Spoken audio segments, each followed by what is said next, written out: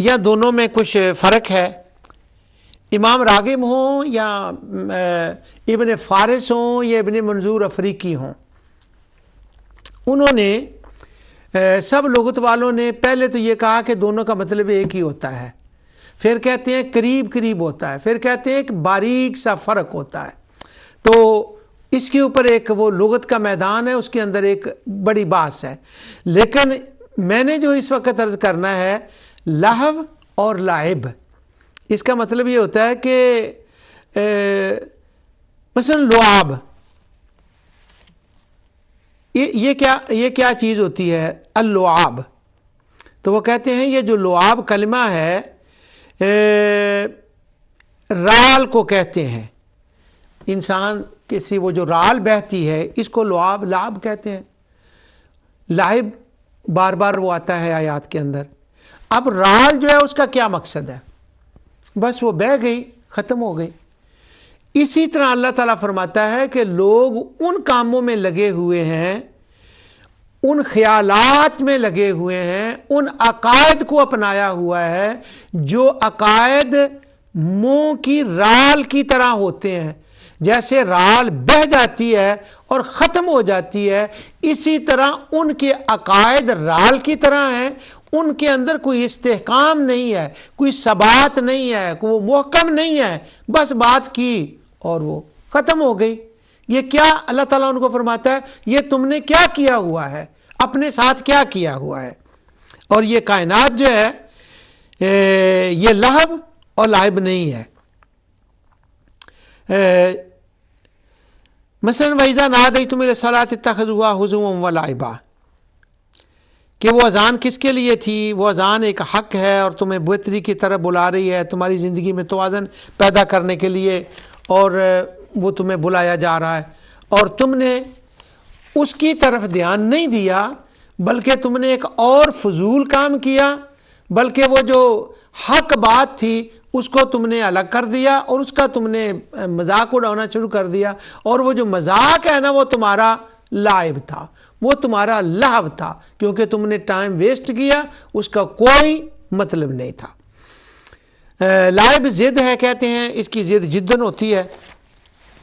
اب میں اس کی طرف زیادہ نہیں جاتا ورنہ وہ آگے بات رہ جائے گی۔ اس کے مقابلے میں باطل ہے، اور باطل بھی جو ہے نا وہ اس کا بھی تقریباً اس کا ایک قریب معنی ہوتا ہے۔ صرف ایک میں آیت تلاوت کرتا ہوں اس کے لیے۔ باطل کا ایک معنی اور ہے خالی ہونا۔ اب وہ باطل کے معنی سارے نا لغت کے اندر ہیں، کہ جیسے کہ صاحب تاج اور محیط نے کہا ہے کہ بطالہ ای تعطل فہو بطال، کوئی کام کرنے والا مزدور ہے، اس کا ہاتھ بیکار ہو گیا، اس کے پاس کوئی کام نہیں ہے، تو وہ بطال ہے، وہ بے فائدہ سا ہو گیا، کوئی عارضہ لاحق ہو گیا تو وہ بے فائدہ ہو گیا۔ اسی طرح رجل بطال، اس بندے کو کہا جاتا ہے کہ ایک بہادر آدمی ہو، وہ غصے میں آئے تو دوسرے کو اس نے ایسا کوئی کام کیا کہ اس بیچارے کو ڈھیر کر دیا، اور اب وہ کوئی کسی کام کا نہیں رہا، اور اس کی خون کی اس نے کوئی قیمت نہیں سمجھی، اس کو ضائع کر دیا، اس کو بطال کہتے ہیں۔ تو بطل کا مطلب ہوتا ہے کہ وہ جس کا کوئی مقصد نہ ہو، اور وہ غلط ہو، بے فائدہ ہو، بے مقصد ہو، وہ باطل کے اندر آتا ہے۔ اب اس کے مقابلے میں جب حق آئے گا تو جب قرآن میں وہ آیات ہم تلاوت کریں گے پھر ان کی سمجھ آئے گی۔ اب میں اس کے اندر ایک آیت پڑھتا ہوں، تاج العروج میں ہے، آیت میں بعد میں پڑھتا ہوں کہ الباطل ضد الحق کے وہو ما لا ثبات لہ عند الفاسقین ہو، کسی نے کسی پر کوئی کیس کر دیا، جب تحقیق ہوئی تو وہ ثابت نہ ہوا تو وہ ختم ہو گیا، اس کو کہتے ہیں باطل، کہ وہ کھڑا ہی نہیں رہ سکا، وہ اپنے مقام پہ کھڑا ہی نہیں رہ سکا۔ آیت میں پڑھتا ہوں جس کے اندر باطل کا لفظ آیا ہے، واللہ جعل لکم من انفسکم ازواجا وجعل لکم من ازواجکم بنینا وحفظۃ ورزقکم من الطیبات افبالباطل یؤمنون وبنعمت اللہ یکفرون۔ تم نے اللہ تعالیٰ کی نعمت جو ہے اس کی قدر نہیں کی، ان کو باطل کر دیا، اور باطل پر تمہارا ایمان ہے، باطل پر ایمان رکھ کر تم نے ان کو باطل کر دیا۔ کیا مطلب ہے کہ وہ نعمتیں میں نے دی ہیں اور تم نے ان کو اور خداؤں کی طرف کر کے باطل کر دیا۔ تو باطل کا معنی اپنی جگہ پہ قائم نہ رہنے والا۔ اور لہو و لعب کی ایک مثال ابن منظور افریقی نے اور دی ہے کہ لہب اور لعب میں فرق کرتے ہوئے کہ آپ نے کشتی پہ بیٹھے ہیں اور کشتی پر بیٹھ کر اس طرف کنارہ ہے، آپ نے اس پتن پر جانا ہے اور اس کنارے پر پہنچنا ہے۔ یہ ایک خاص لفظ ہے پتن، اب تو پاک پتن جیسے کہتے ہیں نا، تو وہ متروک، پنجابی بھی متروک ہو گیا اب اس کے لیے۔ تو اس طرف جانا ہے، آپ نے پتن کی طرف کنارے پر جانا ہے جہاں آپ نے پہنچنا ہے، وہ آپ کسی اور طرف چلے گئے، تو اس کو لہو و لعب کہتے ہیں کہ اصل رخ سے ہٹ کر کسی اور طرف چلے گئے۔ تو اللہ تعالیٰ فرماتا ہے میں نے تمہیں ابس لہو و لعب کے لیے پیدا نہیں کیا، اور اس دنیا میں رہتے ہوئے تم نے تو اپنے آپ کو کیا کر لیا ہے، تم نے جس رخ پر جانا تھا تم نے اپنے آپ کو اس رخ سے موڑ لیا۔ اب لفظ حق، پچھلے پروگرام میں نے وہ حق کا مثالیں دی تھی کہ شکار کی طرف تیر پھینکا تو وہ اس نے ثابت کر دیا، شکار گر گیا تو ثابت ہو گیا کہ وہ نہ تیر حق ہے، کرمیہ حق کا۔ انبیاء کا قرآن کریم کے اندر انبیاء کرام کے لیے حق کا لفظ آیا ہے، اللہ تعالیٰ کے لیے حق کا آیا ہے، وحی کے لیے حق کا آیا ہے، دین کے لیے حق کا آیا ہے، نظام کائنات کے لیے حق کا آیا ہے، قیامت کے لیے حق کا لفظ آیا ہے۔ مختلف جگہ پر جو ہے نا وہ اس کے اسلوب آئے ہیں۔ حق کا مطلب ہوتا ہے کہ کوئی چیز جسے جب اس کے مقام پر رکھیں تو وہ فٹ ہو جائے، تبھی دنیا کے اندر کسی چیز کو اس کے مقام پر رکھیں اور وہ فٹ ہو جائے اور وہاں سوٹ کر جائے تو اہل لغت اسے حق کہتے ہیں۔ اللہ تعالیٰ کی ذات کے لیے جب حق کا لفظ آئے تو اس کا مطلب ہوتا ہے کہ اللہ تعالیٰ نے کائنات کو اپنی حکمتوں تقاضوں کے مطابق تخلیق فرمایا ہے اور اس نے ایجاد فرمایا ہے۔ بہت سی آیات ہیں جن میں اللہ تعالیٰ کے لیے فتعالی اللہ ملک الحق ذالک بان اللہ هو الحق، اور اس کا مقابل وانما یدعون من دونہ الباطل، کہ اللہ تعالیٰ حق ہے اور وہ جو خدا ہیں وہ باطل ہے، کہ اللہ تعالیٰ کے جو بھی کام ہیں وہ عین صحیح ہوتے ہیں۔ اس کی تخلیق کا اس نے جو تدبیر نظام کائنات سسٹمائز کیا ہے وہ سارا حق ہے۔ اب اللہ تعالیٰ کے لیے اس کی ایک مثال انبیاء کے لیے، اور قیامت کو حق کہا گیا، میرے خیال میں وہاں تک پہنچنے میں تو کچھ وقت سا لگ جائے گا مجھے لگتا ہے، اور وہی مقصود بھی وہی ہے کہ نظام کائنات حق ہے۔ اللہ تعالیٰ کے لیے اللہ سبحانہ و تعالیٰ کے کام حق ہے۔ اللہ تعالیٰ فرماتا ہے وَلَوِ اتَّبَعَ الْحَقَّ، یہاں حق اللہ تعالیٰ کو فرمایا گیا، اس کا مطلب ہے کہ اس نے جو نظام بنایا ہے وہ بغیر کسی روک رکاوٹ کے چل رہا ہے اور یہ درہم برہم نہیں ہوا، تو یہ سارا نظام اس ذات کے حق ہونے کی دلیل ہے۔ لو کان فیہما آلہۃ الا اللہ لفسدتا، اگر کوئی اور خدا ہوتے تو یہ نظام کسی صورت فٹ نہ بیٹھتا اور کب کا درہم برہم ہو جاتا، چونکہ یہ نظام ایک صحیح سمت کی جانب رواں دواں ہے اور چل رہا ہے۔ یہ اس بات کی دلیل ہے کہ اس نظام کو بنانے چلانے والا حق ہے، کیونکہ اس نے اس نظام کو ایسے طریقے سے سسٹمائز کیا ہے کہ یہ نظام بالکل صحیح ترتیب اور طریقے سے اپنی منزل کی طرف رواں دواں ہے، اور اگر کوئی اس سے انحراف کرتا ہے یا اس نظام کو چلانے والے اور خدا ہوتے تو نظام درم برم ہو جاتا۔ اس معنی میں یہاں اللہ تعالیٰ کو حق فرمایا گیا ہے۔ حق کے معنی بیان کرتے ہوئے اہل لغت کا میں نے قول پیش کیا تھا کہ اونٹ 5 سال کا ہو گیا، 10 من وزن رکھ دیا، اس نے اٹھایا، یہاں سے لے کر دور چلا گیا، تو اب وہ جوانی کی یہ دلیل بن گئی۔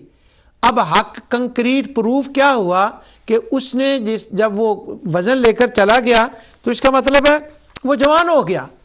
گھوڑا پورے زور سے دوڑا، جہاں پہلے قدم رکھے وہیں بعد والے رکھے، اس نے اپنی دوڑ میں فرس الحق، وہ الفاظ تھے غالباً احتاق الحرث تھا کہ انہوں نے وہ کیا الفاظ لکھے تھے کہ وہ حقی گھوڑا ہے، تو یعنی وہ جو ثابت کر دے اپنے عمل سے وہ حق ہوتا ہے۔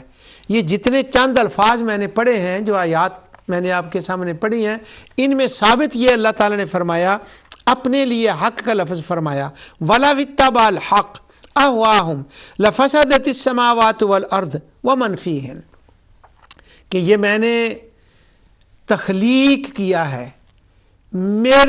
میری کائنات کے حسن کو دیکھو. سبحان اللہ. سورہ ملک کی ابتدائی آیات.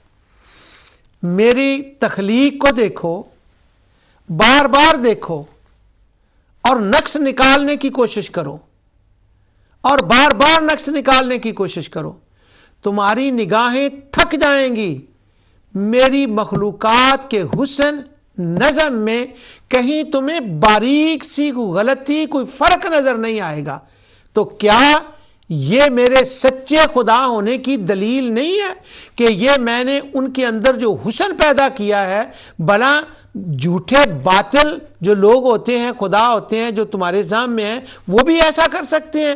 یہ ذالک بأن اللہ هو الحق، اللہ سچا خدا ہے، اور اس کے سچے خدا ہونے کی یہ دلیل ہے کہ اس کی تخلیق، اس کی مخلوق کا حسن دیکھو کہ اس کے اندر کوئی اونچ نیچ نہیں ہے.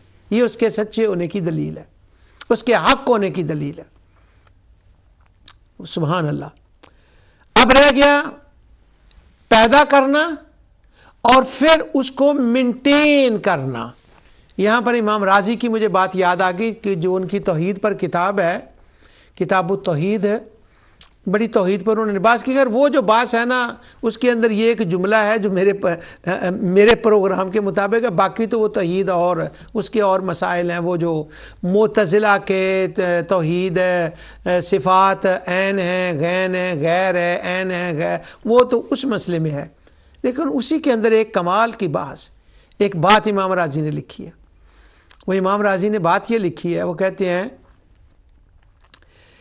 کہ جو لوگ فلاسفہ میں سے کوئی اگر یہ کہے، وہ فلسفے کی بات آپ کو پتا ہے کہ وہ امام رازی تو ان کی تو دنیا ہی یہی تھی.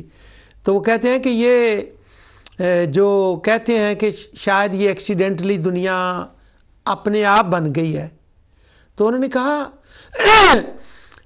اگر یہ اپنے آپ بن بھی گئی، غالباً انہوں نے اپنا افغانستان کا کوئی واقعہ لکھا ہے کہ مجھے کوئی بندہ ملا. خیر ان کے کلام کو میں نے بھی بہت یوز کیا ہے اس بات کو، الحمدللہ. وہ کہتے ہیں اگر کائنات بن گئی، کریٹ ہو گئی، چونکہ میں نے وہ کریشن، مینٹیننس، یہ جملے میں نے وہ امام رازی کے بہت یوز کیے، اس لیے میرے ذہن میں وہی آ رہے ہیں اور ان کی عبارت تو میرے سامنے نہیں ہے. تو وہ کہتے ہیں اگر اتفاقیہ کہیں یہ کائنات بن گئی ہے تو یہ یاد رکھو اتفاقیہ بن تو سکتی ہے، مینٹین نہیں ہو سکتی. واہ واہ واہ واہ واہ واہ، کیا بات ہے.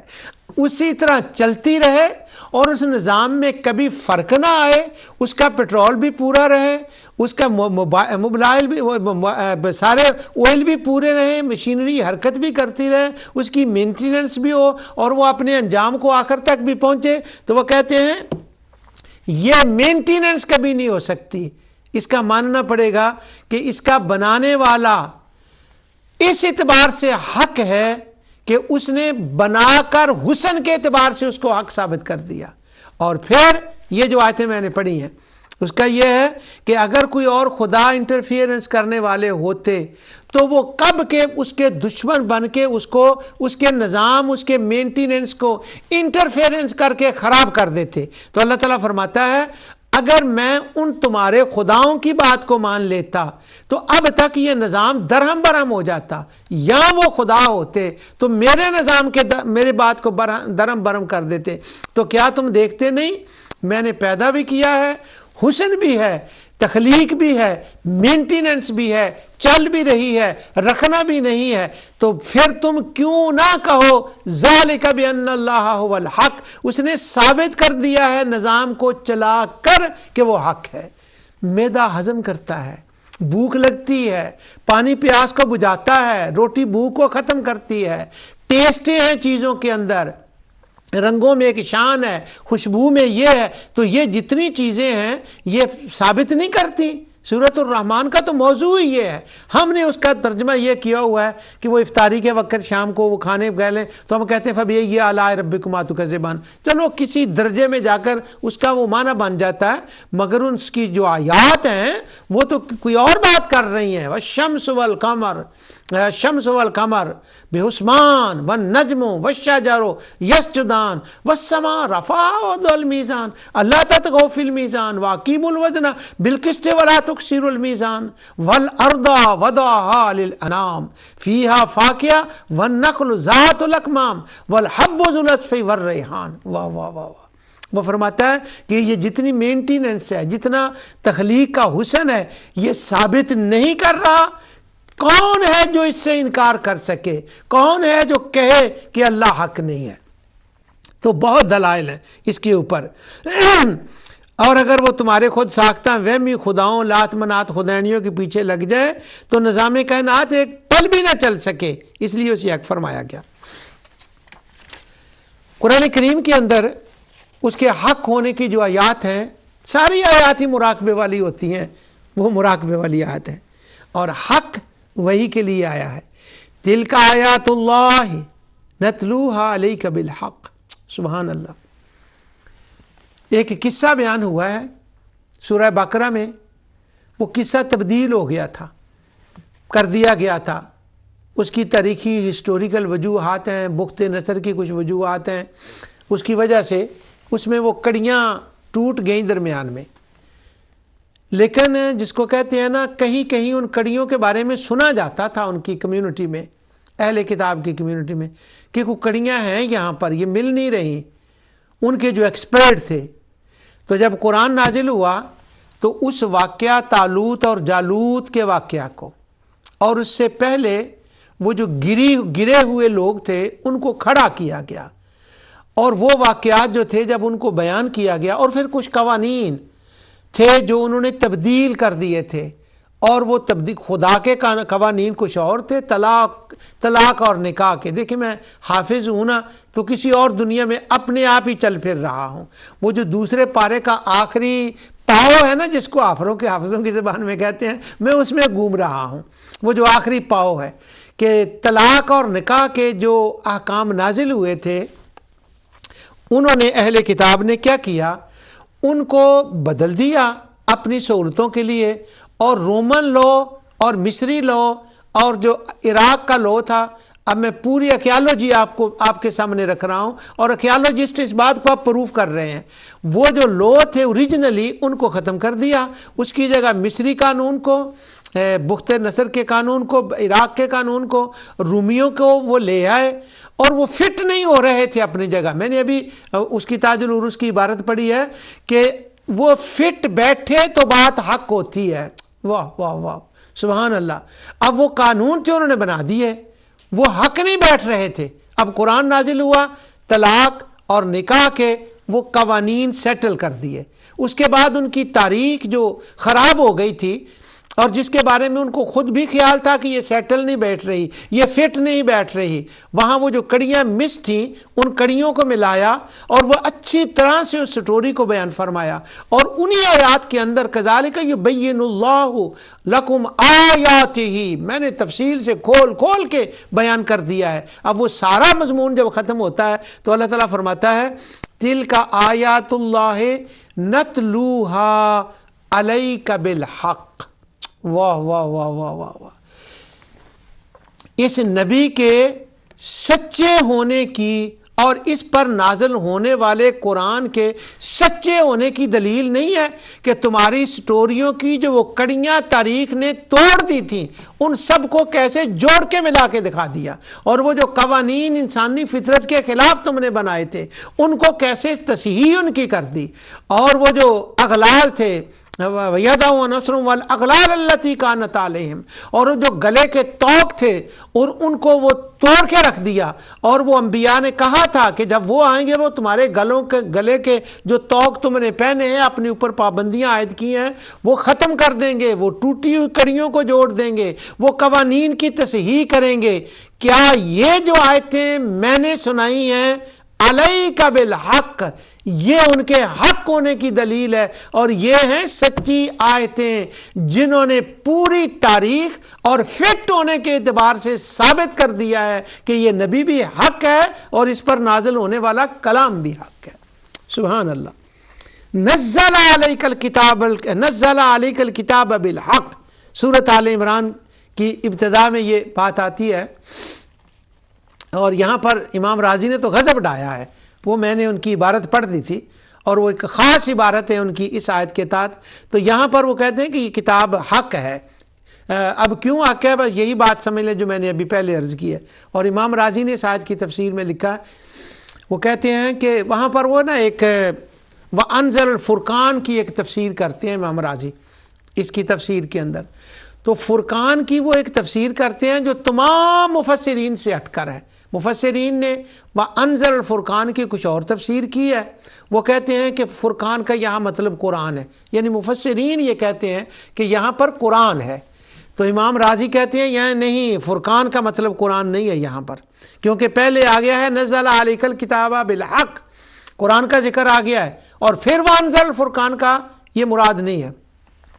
تو وہ امام راضی کہتے ہیں یہ جو میں تفسیر کر رہا ہوں نا، اس کے یہ دلائل ہیں، دلائل دیتے ہیں۔ پھر کہتے ہیں کوئی کہے گا کہ یہ جو تم نے تفسیر کی ہے یہ پہلے مفسرین نے تو نہیں کی، تو وہ کہتے ہیں کیا قیامت آ گئی ہے اگر انہوں نے نہیں کی تو میں کر رہا ہوں؟ اللہ تعالیٰ کی رحمت کے دروازے بند تھوڑے ہو گئے ہیں، اس نے مجھے یہ عطا کر دیا ہے۔ اور پھر آگے کہتے ہیں جو میں یہ تفسیر کر رہا ہوں نہ یہ قرآن کے سیاق و سباق کے خلاف ہے، یا نہ یہ مجموعی قرآن کی تعلیم کے خلاف ہے، نہ یہ مجموعی رسول اللہ صلی اللہ علیہ وسلم کے ارشادات عالیہ کے خلاف ہے، نہ یہ مفسرین کی آراء کے خلاف ہے۔ تو لوگوں تمہیں کیا ہو گیا ہے کہ اگر راضی کے اوپر رب کا ایک فضل ہوا ہے تو تمہیں کیا ہو گیا ہے؟ یہ حق تفسیر ہے، کیونکہ میں نہیں کر رہا ہوں، کوئی بات نہیں، یہ کسی کے مخالف نہیں ہے، اس لیے یہ تفسیر حق ہے۔ تو راضی نے جرأت دلا دی آنے والے لوگوں کے لیے کہ وہ ایک بات کر سکتے ہیں، اگر وہ روح اسلام کے خلاف نہ ہو، روح قرآن کے خلاف نہ ہو، اگر ایک نئے انداز سے وہ تفسیر ہے تو اس کے کرنے کے لیے امام راضی نے جرأت دے دی ہے۔ وہ ساری عبارتیں میں نے پچھلے پروگرام میں پڑھ دی تھی، اس کے لیے آگے ہے وحی کے لیے والذی اوحینا الیک من الکتاب وہو الحق، یہاں پر وہ آ گیا کیونکہ وحی کے اندر آیات ہیں، جو باتیں ہوتی ہیں وہ عقل شعور کے اعتبار سے فٹ بیٹھتی ہیں، وہ انسان کے عزت و شرف کو آگے بڑھانے کے لیے فٹ بیٹھتی ہیں، اور وہ یہ آیات بتاتی ہیں کہ یہ کام انسان کے لیے مضر ہے، نقصان دہ ہے، اور اگر اس پر غور و فکر کریں تو وہ کام واقعی نقصان دہ ہوتا ہے۔ اس لیے وحی حق ہے، قرآن حق ہے۔ کسی چیز کے بارے میں جب یہ فرمایا گیا کہ وہ حق ہے، مثلا بعض ثواب قیامت کے بارے میں بار بار یہ بتایا گیا کہ یہ حق ہے، تو پھر ان کے بارے میں دلائل دیے گئے ہیں یہاں، وہاں ان کے دلائل میں وہ ثابت کیا گیا ہے کہ یہ کیسے حق ہیں۔ تو حق کہنے سے حق نہیں بنتا، حق کہنے سے حق ثابت نہیں ہو جاتا، بلکہ حق تبھی حق بنتا ہے جب کنکریٹ پروف کے ساتھ اسٹیبلش کر دیا جائے کہ یہ حق ہے۔ اللہ سبحانہ و تعالی نے اپنا حق ہونا، ذالک بان اللہ هو الحق، کہ میں حق ہوں، بس کہہ نہیں دیا، انسان کی عقل اور شعور کے مطابق شہد اللہ انہ لا الہ الا ہو۔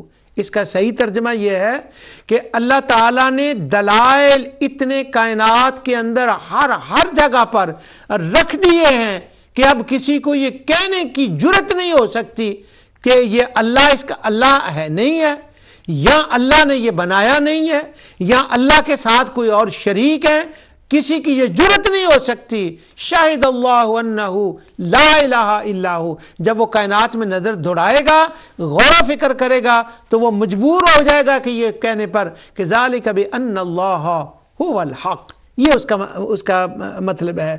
نزول ملائکہ کے بارے میں کہ حق میں یہ لفظ آتا ہے ما ننزل الملائکۃ الا بالحق، کہ جب وہ آتے ہیں اپنی ڈیوٹی پوری کرنے کے لیے تو وحی لے کر آئیں، یا وہ لوگوں کو گرفت کرنے کے لیے آئیں، جس انداز سے بھی آئیں، وہ ثابت کر دیتے ہیں اپنا آنا حق. ما ننزل الملائکۃ الا بالحق، اپنا فرض سر انجام دیتے ہیں. وہ ایسا ہوتا ہے جو حصی اور غیر حصی طور پر ہر آدمی اس کو سمجھ لیتا ہے، جس سے ان کا آنا حق ثابت ہو جاتا ہے. چاہے وہ لے کر آئیں، چاہے وہ وحی لے کر آئیں یا خبر لے کر آئیں یا عذاب لے کر آئیں، اسے ثابت ہو جاتا ہے کہ ان کی آمد ہوئی ہے. اور جب وہ ثابت ہو گیا تو وہ حق ہو گیا. اس لیے ملائکہ کا آنا حق ہے. میں نے اس پورے پروگرام میں حق کا لفظ لغت سے اور 2-3 آیات اس کے بارے میں تلاوت کی ہیں کہ اللہ حق ہے. بس وہ میں نے اشارے ہی دیے ہیں، ان کے اوپر کوئی بات نہیں کی. اگلا پروگرام بھی انشاءاللہ اسی حق کے اوپر، اسی حق کے لفظ کے اوپر ہی میں کروں گا. جو کچھ میں نے کہا اللہ تعالیٰ اسے قبول فرمائے. وما علیہ الا البلاغ.